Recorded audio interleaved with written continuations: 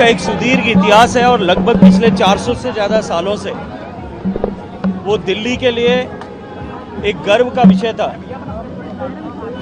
लेकिन दुर्भाग्य से आज़ादी के बाद में जिस तरह की सरकारें मोटे तौर पर दिल्ली में रही कुछ समय को छोड़ करके, वो इन ऐतिहासिक विरासतों की सार संभाल न कर पाई। उसके कारण से ये शालीमार बाग और इसके अंदर बनी हुई ऐतिहासिक इमारतें, शीश महल, वो सब दुरावस्था की भेंट चढ़ गए थे, लगभग क्षरित हो गए थे।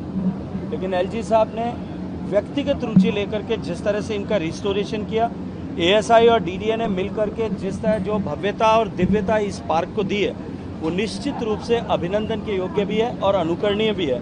मैं बहुत सारी बधाई इस पूरी टीम को देते हुए साथ ही साथ शालीमार बाग के सभी लोगों को, निवासियों को भी इसके लिए बधाई देना चाहता हूँ।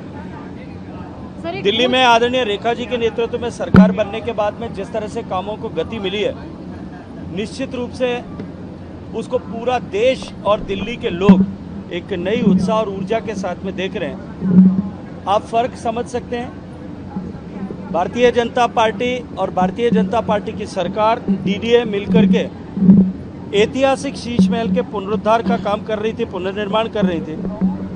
और तत्कालीन दिल्ली की सरकार, प्रदेश की सरकार जो है, अपने व्यक्तिगत कंफर्ट के लिए ईमानदारी का लबादा ओढ़ करके और आम आदमी के कंधों पे चढ़ करके अपने ऐश्वर्य के लिए, अपने रहन सहन के लिए करोड़ों रुपए का खर्च करके शीश महल का निर्माण कर रहे हैं। जो पूर्व मुख्यमंत्री ने केवल अपनी अय्याशी के लिए बनाया था, दिल्ली की जनता की खून पसीने की कमाई के पैसे से बनाया था, और एक ये शीश महल है जो जनता को समर्पित कर उनकी सुविधा के लिए आज दिया गया है। ये फर्क है पहले की सरकारों में और वर्तमान सरकार की कार्यप्रणाली में।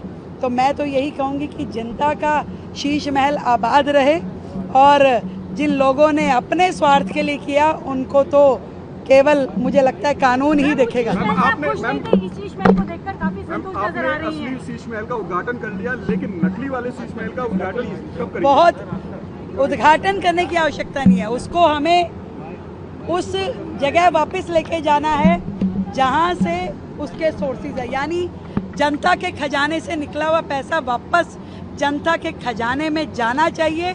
उस और काम करने की आवश्यकता है जो हम करेंगे।